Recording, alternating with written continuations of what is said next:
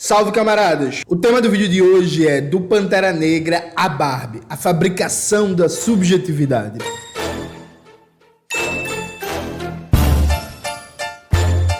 Antes de começar propriamente o tema do vídeo do canal, quero muito agradecer a você que ajuda a manter e melhorar nosso canal a partir do Apoia-se. Seu apoio é fundamental para a gente continuar o nosso trabalho. Note, eu fui da Barbie. Não fui por vontade, quer dizer, foi por vontade própria, mas eu não assistiria naturalmente. Mas agora eu sou um homem casado, e aí a irmã da minha companheira de Mirella, da minha esposa, é uma criança, e crianças querem ver o filme da Barbie, né? Então eu fui, como bom homem casado que eu sou, acompanhar, né? Minha companheira e a irmã dela mais nova, que é uma criança, e as outras crianças que são primas para ver o filme da Barbie. E as crianças foram tudo com a camisa rosa da Barbie, tinha muita gente de rosa e era um mar de rosa, um inferno, assim. E aí eu fui ver o filme da Barbie, né? Beleza. Acho que a primeira coisa a ser dita, antes de você aí que é hater, que é meio chatinho, vai politizar o filme, não sei o quê. Mas o filme da Barbie, ele é politizado do começo ao fim, né? Não é um filme besterol.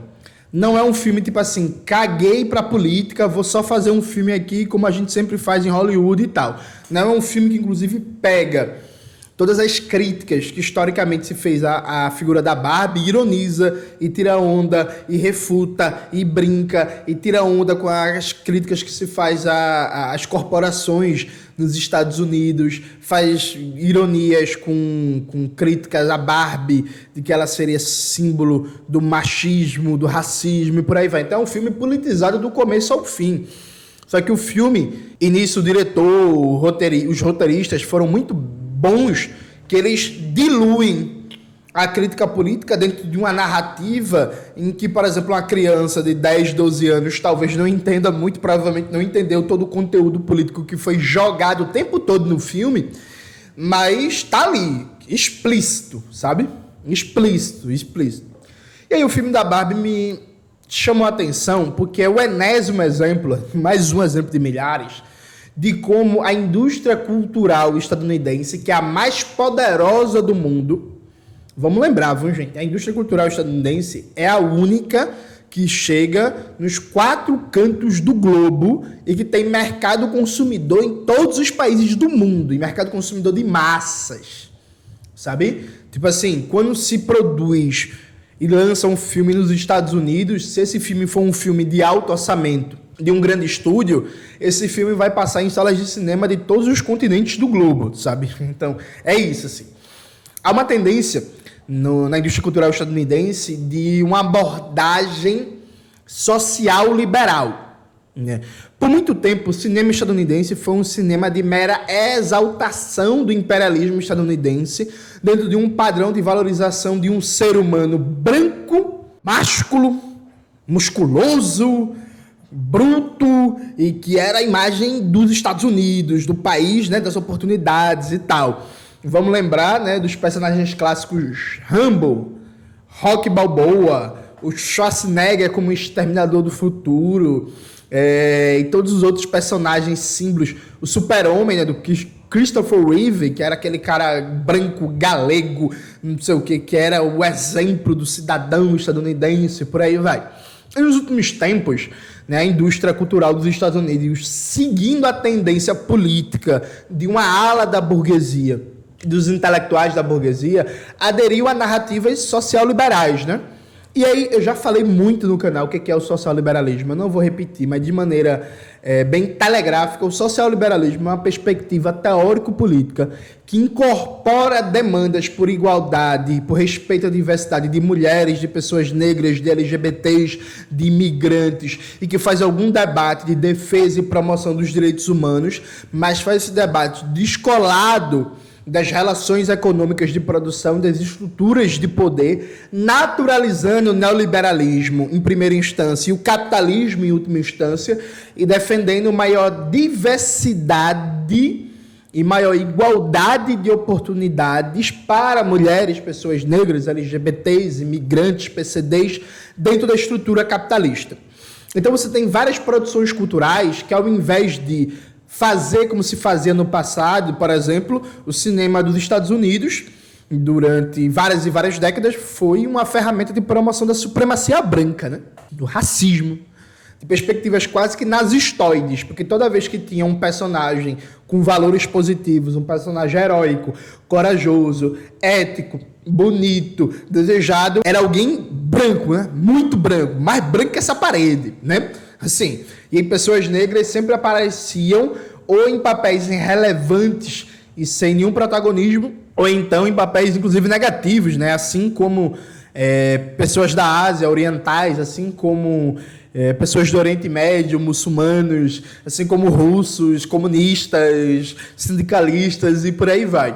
Então há uma tendência no cinema estadunidense muito no que é a tendência político, cultural, ideológica em torno do Partido Democrata dos Estados Unidos, que, sem questionar o papel de supremacia imperialista dos Estados Unidos no mundo, sem questionar a economia capitalista, sem questionar o modelo neoliberal, defender empoderamento feminino, defender empoderamento negro, defender respeito às diversidades de gênero e sexualidade, defender o maior protagonismo e respeito aos imigrantes, particularmente de origem mexicana, defender a diversidade, o respeito, o direito da mulher ao seu corpo, o direito das pessoas LGBTQIA+, de amarem, por aí vai. E o filme da Barbie se insere nisso, né? O filme da Barbie é, do começo ao fim, uma peça de girl power, né? De feminismo liberal burguês, que é um feminismo muito preso à dimensão da autonomia da mulher sobre o seu corpo, da mulher decidir sobre si, da mulher querer ser o que ela quiser, ela poder ser o que ela quiser, mas que não vai debater as relações de trabalho, que não vai debater socialização do trabalho doméstico, que não vai debater direito ao aborto, que não vai debater o papel do patriarcado na exploração da classe trabalhadora, que não vai debater o papel do trabalho doméstico e por aí vai. Aí alguém pode pensar assim, mas Jones, você está querendo que o filme da Barbie debata trabalho doméstico, socialização da reprodução social, exploração das mulheres trabalhadoras? Veja, eu não estou querendo nada. O que eu estou dizendo é que é uma linha teórica de fazer um debate, por exemplo, sobre o patriarcado, excluindo as relações de trabalho. O filme da Barbie faz um debate sobre o patriarcado dentro da perspectiva social liberal, excluindo as relações de trabalho, excluindo a crítica da economia política, e poderia ser feito de maneira diferente. Tem um momento do filme que eu acho bem emblemático, que é quando o Ken, e aí spoiler para quem não assistiu, spoiler, da Barbie, que é quando o Ken, que tomou trembolona e depois tomou um Estrol para secar, e aqui fica aí para quem é malhador, né, marombeiro, entendeu a referência, mas tomou trembolona, depois tomou um ciclozinho de Estrol e depois um Chantinon, que é para dar uma aliviada no fígado. Quando quem vai instalar o patriarcado na Barbilândia, o patriarcado nas estruturas formais de poder burguês já postas na presidência, na Suprema Corte, ter homens e não mulheres. Então, por exemplo, basta mudar a cor ou o gênero de quem ocupa a presidência, o Congresso, o STF, e a mulher que pega cerveja, a mulher que é submissa, a mulher que serve o homem. Em nenhum momento, quando ele vai debater o patriarcado, por exemplo, tem relações de trabalho, né? Evidentemente, né? Então, tipo, o filme faz muito esse debate. O Pantera Negra é a mesma coisa, viu? Pantera Negra é a mesma coisa. Eu já debati muito que, pra mim, Pantera Negra é um filme reacionário na mensagem política. E aí, calma, não fique nervoso, não pare o vídeo. Já já eu vou fazer um debate mais aprofundado sobre isso. Mas na mensagem política final, Pantera Negra é um filme reacionário, porque o revolucionário, que é o Killmonger, que é interpretado pelo Michael B. Jordan, o revolucionário é um assassino, é frio, é louco, quer guerra, quer morte. O revolucionário morre, e aí o Wakanda decide não ajudar o povo negro pelo mundo, mas sim criar uma ONG e se abrir para o debate internacional na ONU com a ajuda do agente da CIA. Então assim, não vamos transformar o mundo, mas vamos criar uma ONG. E vamos estar ali na ONU conversando, dialogando e tal. Então, a mensagem política do Pantera Negra é reacionária, que inclusive é a mesma mensagem do filme do Batman, da trilogia do Christopher Nolan, né? O Batman, o Cavaleiro das Trevas, ressurge. A mensagem final é que o que começou como uma revolução terminou como um regime totalitário, totalitário que felizmente foi derrotado, e agora Gotham City tem mais uma ONG, que é o orfanato, que era a mansão do Bruce Wayne, né? E aí tem mais uma filantropia privada para ajudar nas contradições sociais.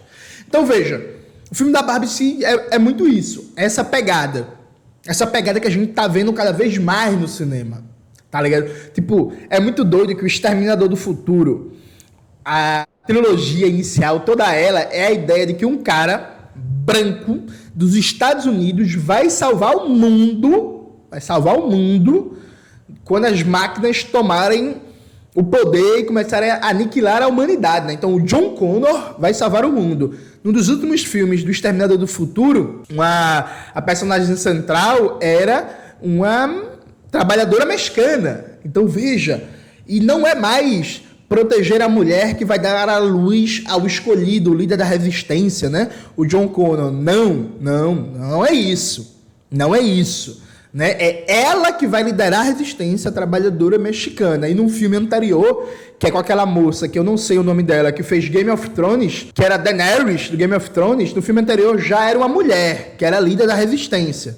Né? Só que era uma mulher branca. Aí depois, em outro filme do Exterminador do Futuro, já era uma mulher, mas uma imigrante mexicana. Então, essa narrativa vai mudando no cinema estadunidense cada vez mais, essa perspectiva de diversidade, de valorizar o negro, a negra, a mulher e por aí vai. Outro exemplo clássico é Creed, né? Creed, que Rock foi criado para apagar a imagem de Muhammad Ali. Atenção, Muhammad Ali ali, ó. Rock foi criado para apagar a imagem de Muhammad Ali. Os caras não conseguiam um branco para derrotar Muhammad Ali, então vamos criar ele no cinema. E aí a volta, o spin-off de Rock é com um protagonista negro, com todos os debates ali ligados, não de maneira tão direta em Creed, mas tá ali, né? A imagem do boxeador negro, que é o vencedor, que é o herói, e por aí vai. Qual é a questão? Acho que há 3 coisas importantes a serem ditas sobre isso. Primeiro, existe uma contradição hoje nos Estados Unidos e no mundo entre uma linha de dominação burguesa conservadora, fascistoide, e uma linha de dominação burguesa social-liberal cosmopolita, né? E que é muito bem expressa nos Estados Unidos pela divisão Partido Democrata-Republicano. E aqui no Brasil é muito bem expressa por uma figura como Haddad e uma figura como Bolsonaro. Veja, no debate sobre economia política, no debate sobre relações de produção, no debate sobre estruturas de poder, eles pensam exatamente igual. A mesma coisa. Só que uma diferença é que um diz negra é gente, o outro diz negro não é gente, macaco, volta pra África. O outro diz mulher é gente e tem direitos. O outro diz mulher porra nenhuma, mulher tem que estar na cozinha. Um diz pessoas LGBTQIA+, são pessoas que têm direitos e devem ser respeitadas. O outro diz, não, pecado, tem que morrer todo mundo. Um diz, trabalhador tem que se fuder e não tem que ter direito nenhum. O outro diz, não, trabalhador é gente e tem que ser respeitado. No final, ambos concordam com a autonomia de um banco central, ambos concordam com as privatizações, ambos concordam com a terceirização, ambos concordam com a desregulamentação do mercado financeiro, ambos concordam com o cartel dos bancos, ambos concordam com a concentração fundiária no domínio da mineração, da renda da terra, ambos concordam com a gestão do poder político dominado pelos grandes monopólios, sabe? Mas tem essa discordância. Isso aparece no cinema. Então, alguém pode dizer assim, Jones, é melhor uma mensagem de girl power do que uma mensagem reacionária e fascista. Eu não vou discordar não, viu? Eu também acho. Entre uma pessoa que diz cinicamente, respeite os negros, que embora que na maioria das vezes é racista, né? Mas uma pessoa que diz cinicamente, respeite os negros, e uma pessoa que diz, negro tem que morrer, macaco, volta pra África, eu não vou negar não. Eu prefiro a pessoa que diz, respeitem os negros. Negros são gente, né? Brasil não pode ter racismo. Em pleno século XXI, racismo no Brasil. Então sim, velho. Entre um Luciano Huck e um Bolsonaro, porra, eu boto fé. No fim, acaba, os dois são meus adversários políticos. Mas assim, beleza, dá menos aperreio de vida imediato o Luciano Huck. Sabe? É isso.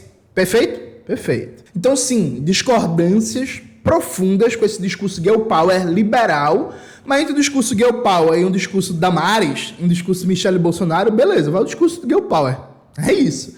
É a vida e tal, mas saiba que ambos são adversários. E a prova disso e aí vou dar um exemplo bem concreto para vocês.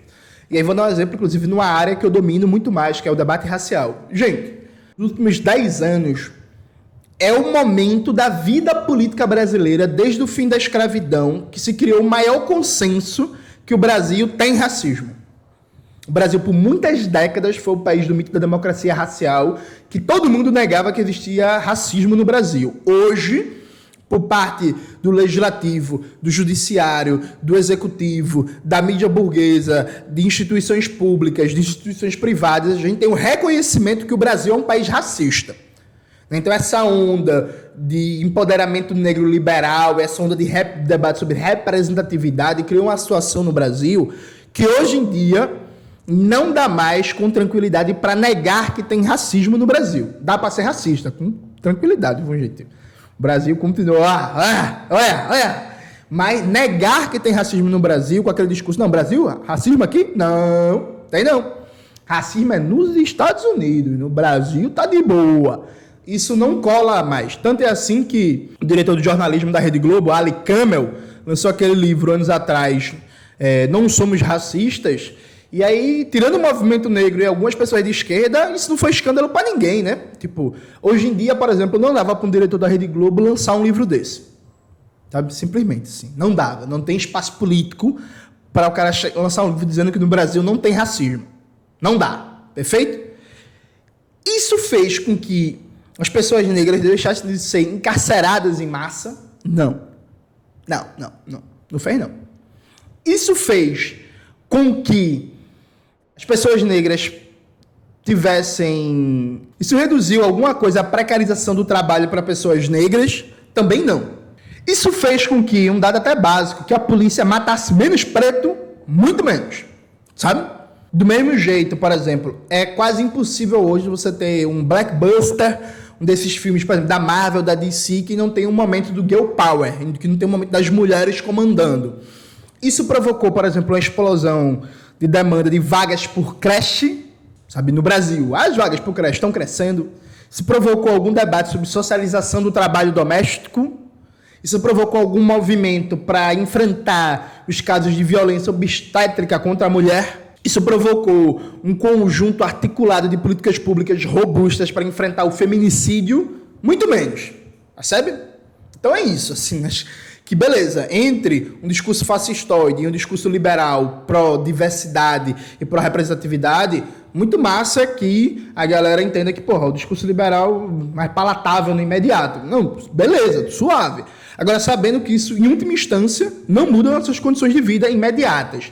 Mas, e esse mais é importante, isso provoca mudanças. Por quê?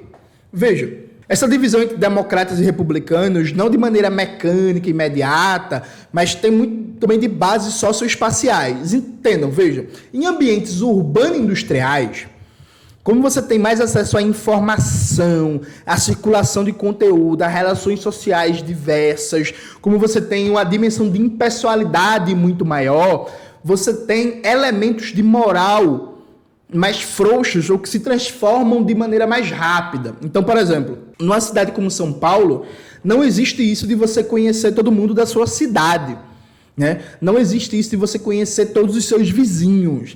Não existe isso de você saber pelo nome quem é filho de quem é pai de quem é mãe de quem é casado com quem, sabe? É um negócio muito mais impessoal, muito mais de multidão. Essa dinâmica urbana-industrial, ela possibilita uma flexibilidade moral muito maior do que, por exemplo, numa cidade pequena, do que em ambientes menos urbanizados, menos industrializados. Então, eu vou dar um exemplo clássico para vocês, para ilustrar isso. Vejam, quando eu era terceiro ano, estava na escola Brigadeiro Eduardo Gomes. Eu lembro que veio uma colega de uma cidade de Pernambuco de 45 mil habitantes, né? E aí no terceiro ano, né, gente, é aquela coisa, né? Adolescente, pá, terceiro ano, a galera já só pensava em sexo, né? Só pensava em safadeza, né? E aí todo mundo falava de sexo, a galera da porra na sala já transava e tirava onda e brincava e não sei o quê. E eu lembro que essa companheira de sala ficou escandalizada, né? Quando ela começou a estudar com a gente. Porque, porra, ela veio de uma cidade de 45 mil habitantes, na lógica que todo mundo conhecia todo mundo, tá ligado? E que eu lembro como se fosse hoje, a gente numa conversa no recreio. Ela falou, não, na minha cidade não tem muito isso não, da mulher perder a virgindade antes do casamento não.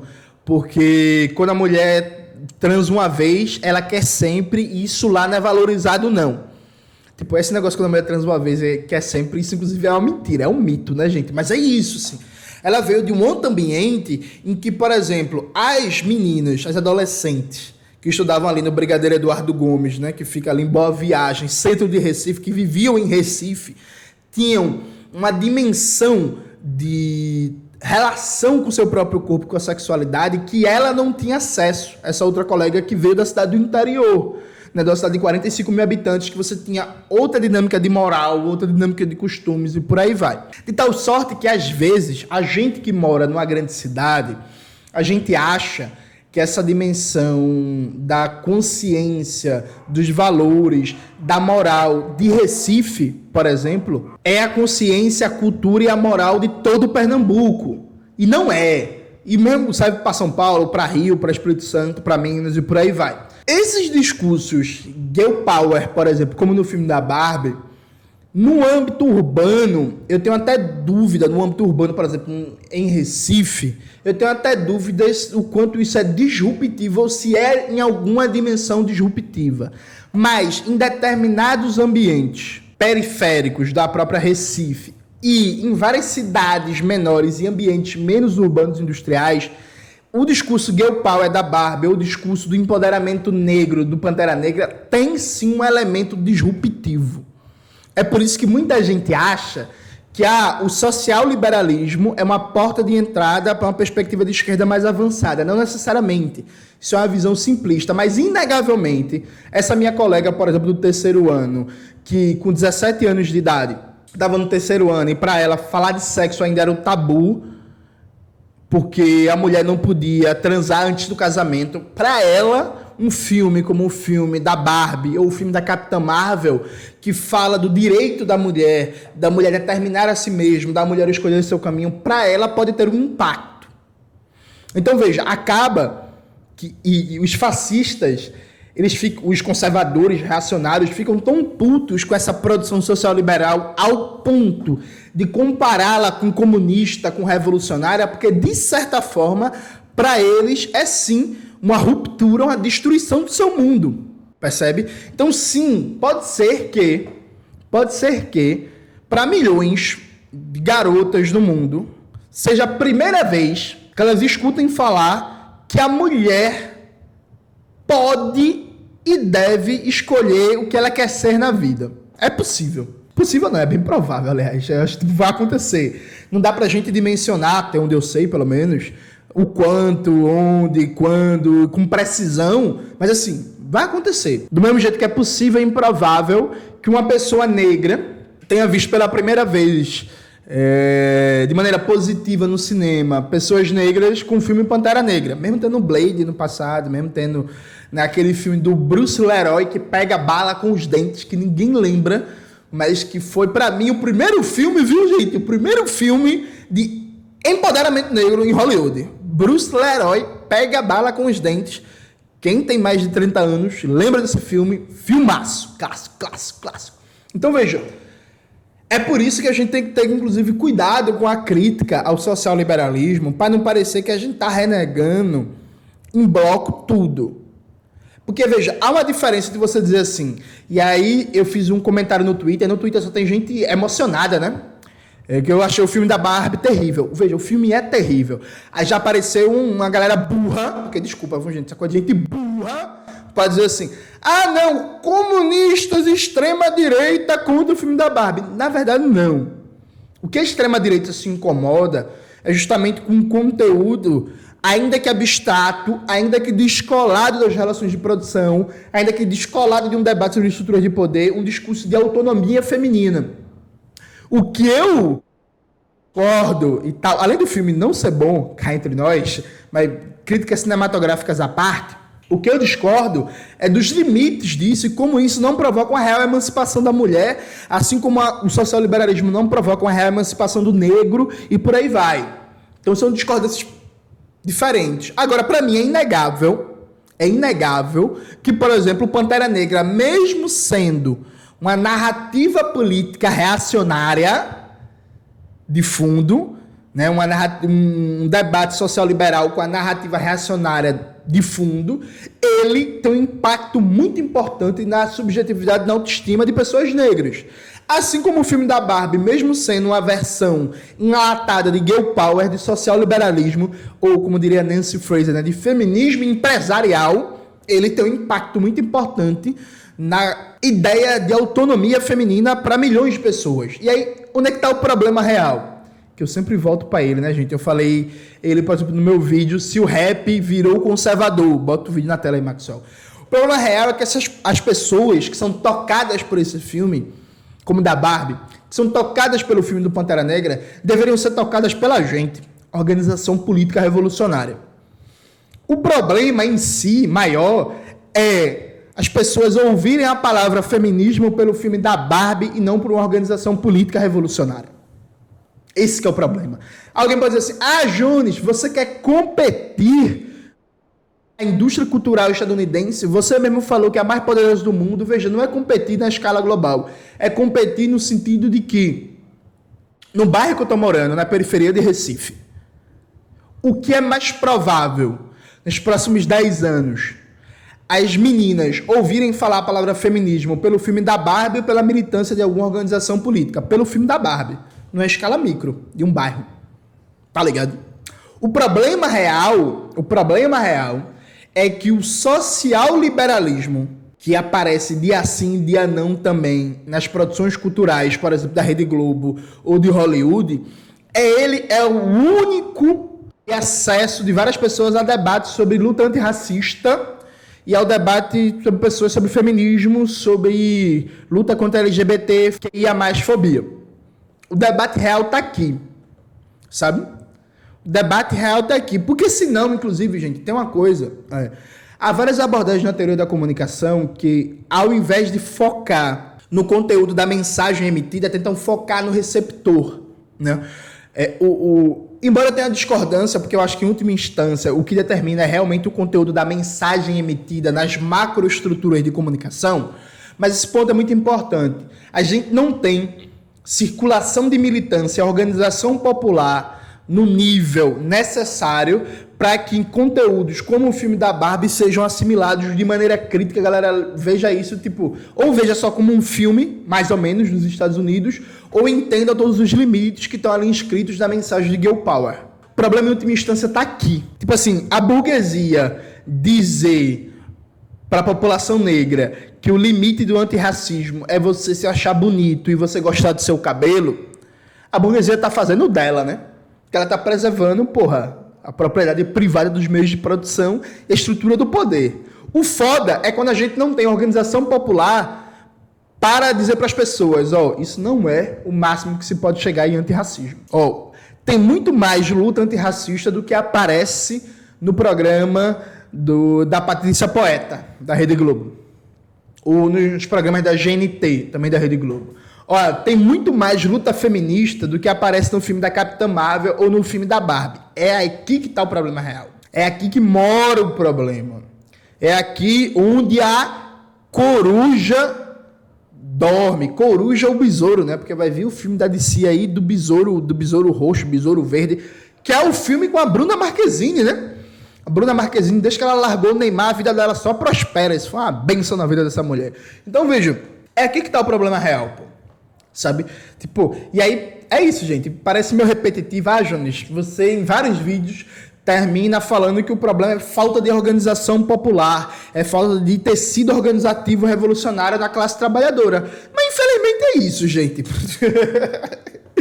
Infelizmente, é isso. Infelizmente, vários dos nossos problemas A resposta está no déficit de organização das esquerdas revolucionárias e como o marxismo não circula como deveria no grosso da classe trabalhadora para formar um senso comum orientado pelo marxismo, um senso comum no sentido de Antônio Gramsci, um senso comum não como algo negativo, mas como a estrutura mental básica de como as pessoas pensam e agem no seu cotidiano, sabe?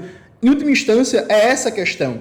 Em última instância, é por aí que a gente não consegue superar o social-liberalismo e acaba que produtos culturais como o filme da Barbie, como o filme do Pantera Negra, formam muito a visão, inclusive de movimentos sociais. Inclusive de movimentos sociais, tá ligado? Inclusive de gente que está organizada em ONGs, que em vários espaços, a ONG é o único espaço de ação social, de ação coletiva que se tem. É aqui que mora o problema. Então, em última instância, como é que a gente começa a resolver o problema? Eu vou ficar chato agora, gente. Eu vou ficar chato. Leia um livro, O Centralismo Democrático de Lenin. Bota aí na tela, Maxwell. Como é que a gente pode e deve superar a Barbie e o Pantera Negra na hora de fazer com que as pessoas pensem o que é a luta antirracista e o que é a luta contra o patriarcado. É isso, galera. Espero que vocês tenham gostado do vídeo de hoje. Não se esqueça de se inscrever no canal, ativar o sininho, curtir esse vídeo, compartilhar e tudo isso que vocês já sabem. Esse vídeo só foi possível graças ao seu apoio a partir do Pix ou do Apoia-se. A você, meu muito obrigado. Um beijo e até a próxima.